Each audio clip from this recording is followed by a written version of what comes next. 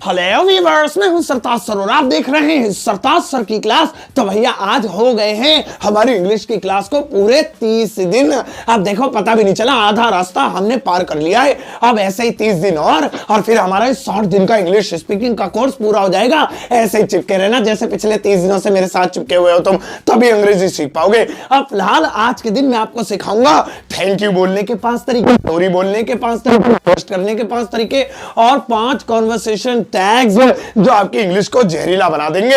अब भैया और इस वीडियो के एंड में आपके लिए मेरे पास एक ऐसा गिफ्ट है जिसे देखकर आप फूले नहीं समाएंगे, मतलब आपको बहुत खुशी हो जाएगी। अब ये सारी जानकारी पाने के लिए इस वीडियो का एंड तक जरूर देखिएगा। आगे बढ़ने से पहले चैनल को सब्सक्राइब कर दीजिए, सब्सक्रिप्शन बटन के बराबर में बेल आइकन उसको दबा दीजिए ताकि रोजाना वाली वीडियोस के नोटिफिकेशंस आपको बिल्कुल टाइम पर मिल जाए।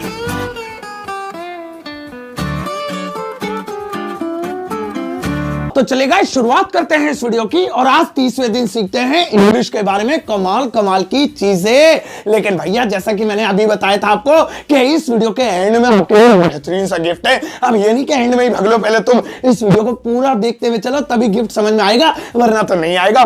कमाल का है, ये पक्की बात है, तुम्हें मजा आ जाएगा। चलो भाई, अब सबसे पहले मैं आपको बताता हूं थैंक बोलने के 5 जहरीले तरीके। अब थैंक यानी कि किसी का शुक्रिया अदा करना है, तो भैया कैसे करना है इंग्लिश में, क्योंकि 30 दिन हो चुके हैं, अब तुम्हें ये सब आना चाहिए। तो सुनो, पहला तरीका है थैंक यू, और ये तो बहुत कॉमन है, छोटे छोटे बच्चों को भी पता है, सबको पता है। तो थैंक यू इसका मतलब होता है शुक्रिया, धन्यवाद। यानी कभी भी कोई आपके लिए कोई अच्छा काम कर दे, आपके लिए कुछ अच्छा कर दे, तो उसके बदले आप सामने वाले को बोलते हो थैंक यू। तो ध्यान रखना, थैंक यू आप बोल सकते हैं और बोलते भी होगे। अब दूसरा वाला है थैंक्स अ लॉट। अब ये क्या वाला है थैंक्स अ लॉट? तो थैंक्स अ लॉट का मतलब होता है बहुत बहुत शुक्रिया, थैंक यू शुक्रिया, थैंक्स अ लॉट बहुत बहुत शुक्रिया। कहने का मतलब यह है कि दोनों ही सेम है, लेकिन थोड़ा सा अगर आप बड़ा चढ़ा के बोलना चाहते हैं, कोई बड़ा सा वर्ड बोलना चाहते हैं, तो आप बोल सकते हैं थैंक्स अ लॉट। लेकिन भैया दोनों में एक छोटा सा फर्क है जो आप जान लो। ये जो थैंक यू है ये फॉर्मल है, ये जो थैंक्स अ लॉट है ये इनफॉर्मल है। मतलब कहने का ये है कि कोई एप्लीकेशन लिख रहे हो, लेटर लिख रहे हो, कोई ऑफिशियल चीज है, या अपने बॉस से बात कर रहे हो, अपने टीचर से, प्रिंसिपल से, या किसी पोस्ट में ऊंचे आदमी से बात कर रहे हो, उसे नहीं बोलेंगे थैंक्स अ लॉट। टीचर को लिख के भेजा एप्लीकेशन में और मुझे 5 दिन की छुट्टी दे, थैंक्स अ लॉट। टीचर कहेगा अरे हो फेसबुक फ्रेंड बना ले मुझे, जा इंस्टाग्राम पे फॉलो कर ले मुझे। ऐसे थोड़ी होता है, मतलब वहां पर बोलेंगे थैंक यू। और इनफॉर्मल जगहों पे दोस्तों के साथ, किसी ऐसे के साथ जो आपके बराबर का है, या फिर भाई बहनों के साथ, वहां बोलेंगे थैंक्स अ लॉट। ठीक है, दोनों ध्यान रखना। लेकिन शुक्रिया बोलने का तरीका है it's so kind of you, it's so kind of you. अब इसका मतलब ये नहीं तुम्हारी सो काइंड है, मतलब ये है कि आप कितने दयालु हैं, ये तो आपका बड़तपन है। किसी ने आपके साथ अच्छा किया, आप उसको थैंक यू की जगह बोल सकते हैं it's so kind of you. आप कितने अच्छे हैं, आप कितने दयालु हैं, आपके कितना बड़तपन है, मैं आपके ऐसे आप शुक्रिया अदा बोल सकते, कर सकते, सामने वाले को बोल सकते हैं it's so kind of you. तो ये भी एक वर्ड है थैंक यू बोलने के लिए, इसका भी ध्यान रखना, इसको भी रट लो भैया। ऐसे बड़े बड़े वर्ड काम आते हैं, जहां पर थैंक यू से ज्यादा तुम कुछ बोलना चाहो ना, वहीं मार देना it's so kind of you. और ये इनफॉर्मल फॉर्मल दोनों है, आप इसे दोनों जगह इस्तेमाल कर सकते हैं। तो भैया नेक्स्ट वाला है it means a lot for me. अच्छा आप देख रहे हो, मुझे इधर देखना पड़ रहा है। It means a lot for me, it means a lot for me का मतलब है मेरे लिए ये बहुत मायने रखता है। यानी किसी ने आपको कोई गिफ्ट दिया, कोई चीज दी भी नहीं तो कोई ऐसा काम किया कि जिसको देखकर, जिसको सुनकर, जिसका एहसास करके आपको लगता है कि इसको थैंक यू बोलना चाहिए, तो आप कह सकते हैं it means a lot for me, ये मेरे लिए बहुत मायने रखता है। किसी ने आपसे कह दिया बाबूजी आप बहुत अच्छे हो, तो आप कहते हो it means a lot for me. किसी ने मुझे आज तक बाबूजी नहीं कहा, ये मेरे लिए बहुत मायने रखता है, तुमने मेरे लिए मुझे बाबूजी का बर्थडे गिफ्ट देख के it means a lot for me. दूसरी गर्लफ्रेंड नहीं मेरा मतलब किसी ने आपको बाइक गिफ्ट की, it means a lot for me. तो कोई भी चीज जब आप किसी को थैंक यू बोलना चाहें किसी सामान या काम के बदले, तो आप बोल सकते हैं it means a lot for me, यानी ये मेरे लिए बहुत मायने रखता है। और शुक्रिया बोलने का एक और तरीका है I am so thankful to you. I am so thankful to you. इसका मतलब है मैं तुम्हारा शुक्रगुजार हूँ, मैं तुम्हारा बहुत आभारी हूँ। मतलब कुल मिला के यह है कि जब किसी ने आपके साथ अच्छा किया तो आप थैंक यू की जगह बोल सकते हैं I am so thankful to you. ये थोड़ा बड़ा भी है, इसमें थैंक यू पे दिल को तसल्ली सी थैंक यू बोल के ही होती है, असल में ये काइंड फाइंड बोल के इतनी नहीं होती है। तो आप ये बोल सकते हैं I am so thankful to you, मैं आपका बहुत शुक्रगुजार हूं या आभारी हूं। तो देखा, शुक्रिया बोलने के ये 5 तरीके होते हैं। अब इन्हें अपनी जिंदगी में ऐसे चिपका लो जैसे मतलब वो नहीं होता जैसे टैटू फैटू से करवा, मैं तो कह रहा हूं टैटू ही करवा लो। टैटू वाले के पास जाना, यहाँ थैंक यू या थैंक्स अ लॉट और यहाँ इट्स अ काइंड लिख दे भैया, गजनी बना दे हमें, ये याद रखना। अब मैं आपको बताता हूं सॉरी बोलने के 5 बेहतरीन तरीके। मैडम ये हटाओ, सॉरी लिखो ऊपर। हाँ, अब है सॉरी, यानी कि गलती हो गई, माफी मांग रहे हो, रो रो के पैरों में गिर रहे हो, तो सॉरी इंग्लिश में कैसे बोलेंगे, आओ जानते हैं।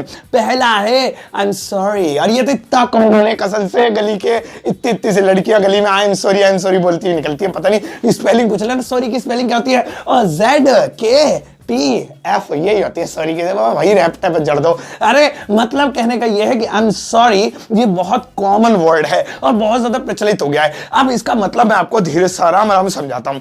आई एम सॉरी का मतलब ठीक है, मुझे माफ कर दो होता है, लेकिन क्या आप जानते हैं इसका दूसरा मतलब होता है मुझे दुख है, मुझे खेद है। यानी किसी के साथ अगर कुछ गलत हो जाए और आप उसके दुख में शामिल होना चाहते हैं, आप ये जताना चाहते हैं मुझे भी तेरी तरह दुख है, मुझे तेरी बात सुनकर दुख हुआ, तो आप उसे आई एम सॉरी बोल सकते हैं। याद करो फिल्मों में कैसे, जैसे हीरो बताता है मैं बचपन से ही अनाथ हूं, मेरे माता पिता मुझे अनाथालय छोड़ गए थे, तो हीरोइन कैसे कहती है, अमीर सी होती है वो गाड़ी में से निकल के आई एम सॉरी राहो, आई एम सॉरी, ऐसा लगता है जैसे नहीं इसके माँ बाप को मारा। मतलब वो ये कहना चाह रही है कि मुझे दुख है, मुझे खेद है, मैं तुम्हारे इस दुख में शामिल हूं। तो कभी भी डॉक्टर नहीं आता जैसे कहता है हम उन्हें नहीं बचा पाए, I am sorry, doctor I am sorry कहता है, तो उसका मतलब यह है कि उसे भी दुख है, उसे भी खेद है। तो कभी भी आपको माफी मांगनी हो या दूसरे के दुख में शामिल होना हो तो आप कह सकते हैं आई एम सॉरी। अब मैं आपको सॉरी बोलने का दूसरा तरीका बताता हूं और वो है एक्सक्यूज मी। और इनने भी मट्टी खराब कर रखी है अंग्रेजी की, सही बहुत बोलते हैं लोग। अब एक्सक्यूज मी का मतलब होता है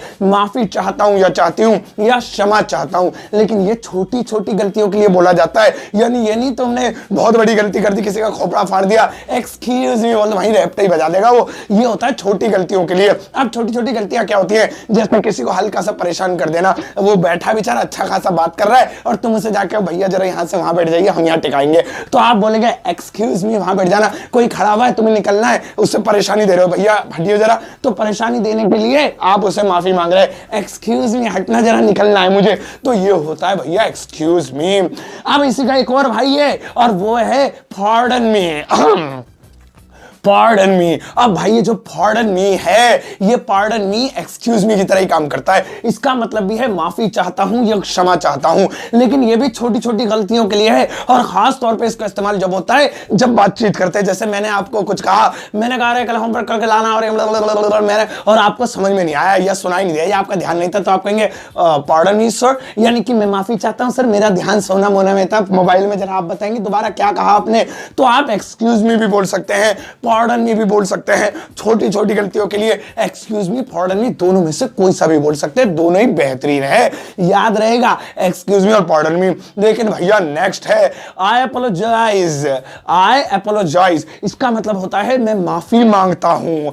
यह होता है भयंकर गलतियों की माफी मांगना, यानी कोई बड़ी गलती आपने कर दी तो उसके बदले आप आई एम सॉरी से काम नहीं चाहिए। नहीं तुमने किसी का खोपड़ा फाड़ दिया और उसके जाकर आई एम सॉरी, वो कहेगा इंग्लिश सीख ले पहले, बाद में माफी मांगे, जले पे नमक मत छिड़क जा, सरताज सर की क्लास रात 9 बजे आती है, देख लिया कर। तो वहां बोलेंगे आई अपोलोजाइज। एपोलॉजी मतलब माफी, एपोलोजाइज मतलब माफी मांगना। तो आई अपोलोजाइज मैं माफी मांगता हूं, खोपड़ा फाड़ के आई अपोलोजाइज, किसी के थप्पड़ मार के आई अपोलोजाइज, किसी के लात मार के आई अपोलोजाइज, किसी का दिल मत तोड़ना किसी का प्लीज, ये गलत चीज है। तो कभी भी कोई चीज आप गलत करते हैं, पहले तो करो ही मत, क्यों कर रहे हो तुम, गलत क्यों कर रहे हो तुम, पहले तो ये बताओ, अच्छा भी नहीं करना। चलो तो कभी भी कोई गलत कर दो और उसके बदले आप माफी मांगना चाहो तो आप बोलो आई अपोलोजाइज। ये जरा गहरी माफी है, इससे तसल्ली, सॉरी सुनकर और इंसान खोल जाता है। आप कुछ किसी ने आपको गलत बोल दिया, फिर वो आपको कहे सॉरी, तो कसम से ऐसा लगता है जैसे इसके सॉरी सॉरी मुंह पे बजा दो। तो आई अपोलोजाइज आप ये बोल सकते हैं। और दूसरा है आई बैग माई पार्डन। आई बैग माई पार्डन, अब इसका मतलब नहीं मैं अपने बैग में भर के ले जा रहा हूं पार्डन, ये नहीं। आई बैग यानी मैं मांगता हूं, माई पार्डन यानी माफीनामा, माफी मांगता हूं, आई बैग माई पार्डन। तो कभी भी कोई बड़ी मिस्टेक हो, आई अपोलोजाइज की तरह इसका भी इस्तेमाल कर सकते हैं और बोल सकते हैं आई बैग माई पार्डन। और इसका मतलब मैंने भी बताया तो था कि मैं माफी मांगता हूं, माफी चाहता हूं, लेकिन ये थोड़ा बड़ा है, इंग्लिश अच्छी लग रही है तो लेटर फेटर लिखते टाइम जरा अच्छा लगता है। अब आई एम सॉरी लिखोगे तो अच्छा नहीं लगेगा, मुझे यकीन है। अब आगे से आप पहले तो गलती करना मत करो, तो आई अपोलोजाइज या आई बैग माई पार्डन ऐसे लिख सकते हो, कितना मजा आएगा। तो भैया ये थे माफी मांगने के 5 तरीके जो मैंने आपको आज बताए। मैडम लगाओ आगे। अब मैं आपको बताता क्या लिखा, रिक्वेस्ट लिखा जा। अब मैं आपको बताता हूं रिक्वेस्ट करने के 5 तरीके। यानी किसी से आप कोई काम करने के लिए कह रहे हैं या कोई काम करने के लिए परमिशन मांग रहे हैं, लेकिन रिक्वेस्ट के रूप में, ऐसे नहीं रौब जमा के, तो आप 5 तरीकों से मांग सकते हैं। पहला है प्लीज। है ये तो बड़ा प्यारा सा है और इसको तो वो लोग भी बोलते हैं जो अच्छी अंग्रेजी नहीं जानते। अब प्लीज किसी भी वाक्य के आगे लगा के उसे बहुत ज्यादा पोलाइट बना सकते हैं। यानी आप किसी से रिक्वेस्ट कर रहे हैं बैठ जाओ, तो खाली अगर बोलेंगे सिट डाउन तो इसका मतलब है बैठ जा, चल नीचे। और आप बोलेंगे प्लीज सिट डाउन तो इसका मतलब बहुत इज्जत हो जाएगी। अब प्लीज तशरीफ को नीचे रख लीजिए, उसके नीचे थर्माकोल बिछा लीजिए, मतलब ये हो गया। बहुत रिक्वेस्ट, प्लीज कम हियर, कृपया इधर आइए, प्लीज गो देयर, कृपया उधर जाइए, प्लीज सिट डाउन, कृपया बैठ जाइए। और प्लीज की बजाय दूसरा वर्ड है काइंडली। अब काइंडली का भी मतलब होता है कृपया, प्यार से किसी चीज को कहना, यह रिक्वेस्ट करना। आप प्लीज की जगह काइंडली का भी प्रयोग कर सकते हैं। जैसे टेल मी योर नेम, अपना नाम बताओ, तो ऐसे नहीं बोलना है, रिक्वेस्ट करनी है please tell me your name या फिर kindly tell me your name. और भैया वो एप्लीकेशन लिखते हैं उसमें भी काइंडली फाइंडली बहुत लिखा हुआ आता है, आपको तो पता ही है। तो क्या सीखा कि आपको वर्ड के आगे या तो प्लीज लगाना है या फिर आपको लगाना है काइंडली। लेकिन इन दो के अलावा अगर आप रिक्वेस्ट करना चाहते हैं तो 2 भयंकर वर्ड सुनो। पहला है कुड यू, दूसरा है वुड यू। ये दोनों एक साथ मैं आपको बताऊंगा। इसका दोनों का मतलब होता है क्या आप करेंगे, आप क्या करेंगे, मतलब जो भी काम आप करने के लिए कहना चाहते हैं, रिक्वेस्ट कर रहे हैं, वो कुड यू या वुड यू के बाद रख सकते हैं। जैसे क्या आप बैठेंगे, क्या आप वहां जाएंगे, क्या आप अपना नाम बताएंगे, क्या आप चाय पिएंगे, क्या आप पैसे लौटाएंगे, क्या आप मेरी गाड़ी में धक्का मारेंगे, तो वहां पर कुड यू या वुड यू का प्रयोग करते हैं। लेकिन दोनों में फर्क सुनो, और दोनों में फर्क यह है कुड यू इस्तेमाल होता है फिजिकल एक्टिविटी के लिए, यानी किसी से कोई ऐसी रिक्वेस्ट कर रहे हैं जिसमें उसे फिजिकल वर्क करना पड़े। जैसे कि क्या आप वहां बैठेंगे, बैठेगा तो टांग फांग लगानी पड़ेगी उसको, यानी फिजिकल एक्टिविटी करेगा, तो कहेंगे कुड यू सिट देयर। क्या आप मेरी गाड़ी में धक्का मारेंगे, could you push my car, तो धक्का मारना भी फिजिकल एक्टिविटी है। क्या आप मेरे लिए एक गिलास पानी ला देंगे, तब भी फिजिकल एक्टिविटी करेगा। Could you bring me a glass of water या कोल्ड वाटर। लेकिन अगर ओरल एक्टिविटी करा रहे हैं जिसमें सिर्फ मुंह से बोलना है, बाकी हाथ पैर नहीं हिलाने हैं, तो वुड यू में रिक्वेस्ट करते हैं। क्या आप अपना नाम बताएंगे, would you tell me your name. क्या एक एड्रेस बताएंगे, would you tell me the address. क्या आप मेरे लिए गाना गाएंगे, would you sing a song for me, तो वुड यू। लेकिन अब ये कुड यू फिजिकल और वुड यू जो ओरल है, ऐसा नहीं है कि मैंने बोल दिया तो तुम जिंदगी में यूज ही नहीं करोगे। अरे वैसे भी तुम कौन से सारे काम सुबह शाम तक मुझसे पूछ के करते हो। कहने का मतलब यह है कि अगर एक दूसरे की जगह को यूज भी कर लोगे तो कोई पहाड़ नहीं टूट जाएगा। कोई ये नहीं है कि तुम्हारे नाम का वारंट निकल जाएगा और तुम्हारे घर में धारा 144 लागू हो जाएगी। कर सकते हैं, यानी आप वुड यू की जगह कुड यू, कुड यू की जगह वुड यू भी इस्तेमाल कर सकते हैं। मैंने सिर्फ आपको एक ग्रामेटिकल पॉइंट बताया है कि कुड यू फिजिकल एक्टिविटी के लिए और वुड यू होता है ओरल एक्टिविटी के लिए। लेकिन आज के दौर में अरे कोई अपना टाइम पे मोबाइल रिचार्ज ना कराए तब ये कहां याद रखेगा। तो इसीलिए आप चाहें तो जैसे क्या आप वहां बैठेंगे तो बनता तो कुड है लगाने, लेकिन आप वुड लगा देंगे तब भी कोई दिक्कत ना है। और इसके बाद रिक्वेस्ट वाला अगला वर्ड है मे आई। मे आई का मतलब होता है क्या मैं सकता हूं। अब बीच में आप कोई भी काम भर सकते हैं। क्या मैं आ सकता हूं, क्या मैं जा सकता हूं, क्या मैं खा सकता हूं, क्या मैं तुम्हारा थोबड़ा देख सकता हूं, क्या मैं आ सकता हूं। मे आई कम इन। बचपन में है मैडम को कैसे बंदूक दिखा के बोलते थे मे आई कम इन, ऐसे कर लेनी चाहिए थी कजन, मैडम ही भग जाती उठ के। May I come in, may I sit down, may I go to toilet. तो मतलब मे आई कम इन क्या मैं आ सकता हूं। मे आई टेक द वाटर क्या मैं पानी पी सकता हूं। मे आई नो योर नेम क्या मैं आपका नाम जान सकता हूं। मे आई नो योर नंबर क्या मैं आपका मोबाइल नंबर जान सकता हूं। मे आई वांट टू लाइक क्या मैं आप मेरे लिए एक लाइक कर दोगे प्लीज वीडियो, लाइक बटन दबा दो। होगा देखो, अरे होगा नीचे होगा साइड में LIK ही लिखा होगा। दबा, 2 बार मत दबा देना, लाइक हो जाएगा, लाइक ही दबा देना बस, बहुत है। सब्सक्राइब तो तुम कर ही दिया होगा तुमने यार, पता नहीं सब्सक्राइब करे बिना मत देखा करो प्लीज, इतनी मेहनत करनी पड़ती है। तो हो गया, ठीक है। तो ये हो गए रिक्वेस्ट वाले काम। अब मैं आपको बताता हूं कॉन्वर्सेशन टैग्स है। पहली बात तो कन्वर्सेशन नहीं होता, कॉन्वर्सेशन। ओ हम अंग्रेज हम ऐसे बोलते कॉन्वर्सेशन, नहीं ढंग से भी बता रहा, कॉन्वर्सेशन ही बोलते, कन्वर्सेशन नहीं बोलते। जैसे कमेंट नहीं बोलते, कॉमेंट बोलते हैं, ऐसे कन्वर्सेशन। अब चलो प्रोनाउंसिएशन की क्लास, क्या होता है प्रोनाउंसिएशन, जो भी है ये बोलने की जो क्लास है, मैं आने वाले टाइम पे लूंगा, तब मैं आपको बताऊंगा क्या बोलते हैं। फिलहाल आज हम बात करने वाले हैं कॉन्वर्सेशन टैग्स के बारे में। अब कॉन्वर्सेशन टैग्स मतलब वो वर्ड्स जो हम अपनी बातचीत में इस्तेमाल करके अपनी बातचीत को खूबसूरत बना सकते हैं। और ये टैग्स ऐसे होते हैं कि इन्हें इंग्लिश के अलावा हिंदी में भी इस्तेमाल कर सकते हैं, और आपके राज्य या देश की जो भी भाषा है, चाहे वो पंजाबी है, उर्दू है, मराठी है, बंगाली है, या कोई भी, जहां पर भी आप मेरी वीडियो देख रहे हैं, आप उनमें भी इन टैग्स का इस्तेमाल कर सकते हैं। आप सुनो कहां गया भाई, हाँ, तो पहला है अनफॉर्चुनेटली। अब ये नहीं अनफॉर्चुनेटली का मतलब फॉर्चुनर में बैठ के आ रहा है और अनफॉर्चुनेटली हो गया। अनफॉर्चुनेटली मतलब दुर्भाग्यवश, यानी कि बदकिस्मती से,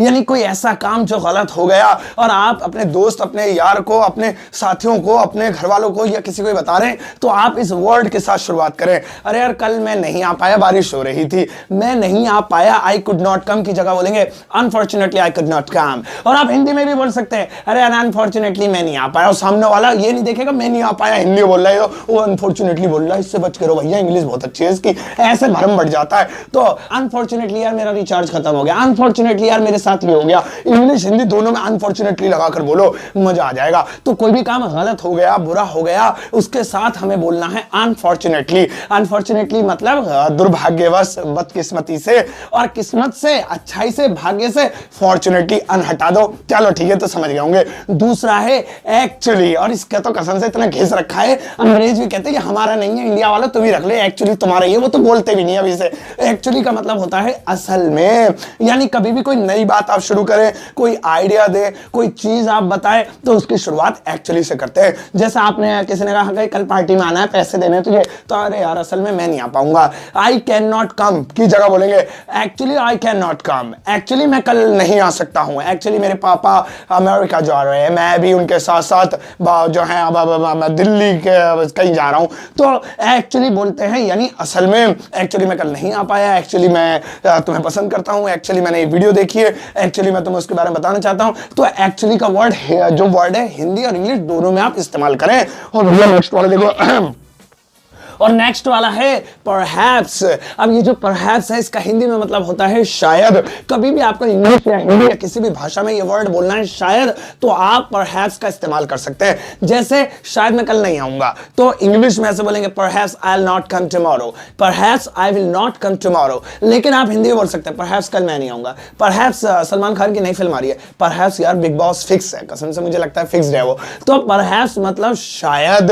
कभी भी आपको ऐसा लगे कि आपको शायद बोलना है, तो इंग्लिश में ये बोल के देखना, सामने वाले को लगेगा भाई साहब बड़ी खतरनाक इंग्लिश है। नेक्स्ट वाला है ओके। ओए हो, ये तो कसम से इसका तो मैं इंतजार कर रहा था। एक था ओके, तो तुम्हें बोलने की आदत थी, अब ये बोलना है ओके ओके ओके। दर्द सा हो गया कमर में ये बोल बोल के। अब ओके का मतलब होता है अच्छा ठीक है। अब इसमें जो है ये एक एक्सप्रेशन है, और आजकल चलन चल रहा है नई इंग्लिश में एक्सप्रेशंस को बोलने का, तो इसलिए ओके के अलावा अगर आप लिख कर या बोलकर बोलेंगे ओके। किसी ने व्हाट्सएप पे बोला कल आना है, तो आप कहेंगे ओके, तो अगर दर्द हो रहा है क्या बोल रहा है, तब उससे कहा मेंटल अनपढ़ गवार, ओके अच्छा ठीक है मैं आऊंगा, ये इसका मतलब। तो आप ऐसे बोल भी सकते हैं। किसी ने पूछा जैसे I am going to the party today, will you come, okay okay okay. भाई साहब क्या भरम सा कट रहा है, तो ये वर्ड है ओके, और इसको एक्सप्रेशन के साथ बोलेंगे ताकि एक अच्छा सा इंप्रेशन पड़े, सामने वाले पे भरम सा कट जाएगा। अब इसके बाद है ओए होए होए, इसको रख दो, 1 मिनट रुक जाओ। सच में भैया ये जो वर्ड है इन्होंने खत्म कर रखा, खास तौर पे लड़कियां भैया क्या इस्तेमाल करती हैं, इसका दिमाग हट जाती है कसम से। ये लिख के कोई भेजो ना ऐसा मतलब लगता है कि रैप्टे रैप्टे झड़ दो। अब कुछ तो बोलो, ये क्या है, कहां से आ गया, ऐसा लग रहा है जैसे भैंस बोलती है ना वैसे लगता है ये। लेकिन वो भी अंग्रेजी का ही एक एक्सप्रेशन है जिसे एक्सक्लेमेटरी हुआ सेंटेंस की तरह कुछ बोलते हैं। ऐसी इंग्लिश मेरी कमजोर है थोड़ी सी, बाद में बताऊंगा पढ़ के आऊंगा तो अब इसका मतलब क्या होता है, इसके दो मतलब होते हैं। एक तो है समझ गया, यानी किसी ने कोई बात आपसे कही तो आप ओके की जगह का इस्तेमाल कर सकते हैं, यानी कि हाँ समझ में आ गया। और इसका दूसरा मतलब है सुन रहा हूं, यानी कि सामने वाले को ये दिखाने के लिए कि मैं कुछ और काम नहीं कर रहा हूं, मैं डांस नहीं कर रहा हूं, जो तुम बोल रहे हो ना वही सुन रहा हूं, मेरा ध्यान तुम्हारी तरफ ही है। जैसे मैंने बोला भाई कल आना, कल टेंस का टेस्ट देना, कल करना, तो तुम बोलते जाओ ऐसे बोल सकते हैं, या लिख के भेज सकते हैं, एक एच टाइप करके एक एम या 4-5 एम एक साथ भेज सकते हैं, या बोल सकते हैं। तो आप इसे अपनी स्पीकिंग में भी ला सकते हैं। इससे क्या होता है, इससे एक तो कम वर्ड्स बोले जाते हैं, एक तो जितना कम बोलोगे उतना ज्यादा पढ़े लिखे नजर आओगे। मैंने पूछा जैसे कि 10 समझ में आ गए थे, तो तुम एक तो बोलोगे हाँ आ गए थे, तो ऐसे नहीं बोलना है, ऐसे बोलना है या आई गॉट, तो थोड़ा अच्छा लगेगा, पढ़े लिखों से लगोगे। तो ठीक है, ये हो गए। तो भैया आज मैंने आपको थैंक यू बोलने के तरीके सिखाए, मैंने आपको सॉरी बोलने के तरीके सिखाए, रिक्वेस्ट करने के तरीके सिखाए, और आपको कॉन्वर्सेशन टैग्स भी सिखाए। और मुझे यकीन है तुम कॉन्वर्सेशन टैग्स तो और भी सीखना चाहते होगे। जो आने वाली क्लास है, अभी 30 दिन बाकी है, अभी तुम्हें 1 महीने की फीस लेकर और जाऊंगा। तुम्हें तो पता ही है फीस लिए बिना मैं तुम्हें पढ़ाऊंगा नहीं। और जैसा भी पिछले महीने तुमसे फीस ली थी, अपनी मम्मी से पापा से फीस लेके मम्मी को दे देना मेरे बदले, वह मेरे लिए काफी है, मम्मी की दुआएं मिल जाए। तो भाई अब बारी है उस गिफ्ट की जो मैं आपको देना चाहता हूं, तो रेडी हो जाओ। मैं चढ़ा लूं आस्तीनों पर। तो भैया गिफ्ट ये है कि इस वीडियो के डिस्क्रिप्शन बॉक्स में आपको एक लिंक मिलेगा, लिंक पर क्लिक करते एक फ्री में पीडीएफ डाउनलोड हो जाएगी। भागना मत, इसलिए एंड में दिया है गिफ्ट ताकि तुम जल्दी से पूरी वीडियो देख लो और उसको डाउनलोड करके 200 से ज्यादा वर्ड्स आपको मिल जाएंगे डेली लाइफ में बोलने वाले। और उसको सबके साथ शेयर करना, वीडियो को भी सबके साथ शेयर करना। और प्लीज थैंक यू एंड तक वीडियो देखने के लिए। सबको इस वीडियो को सजेस्ट कर देना, पीडीएफ भी शेयर कर देना। जाना मत जाना, लाइक दे के जाना।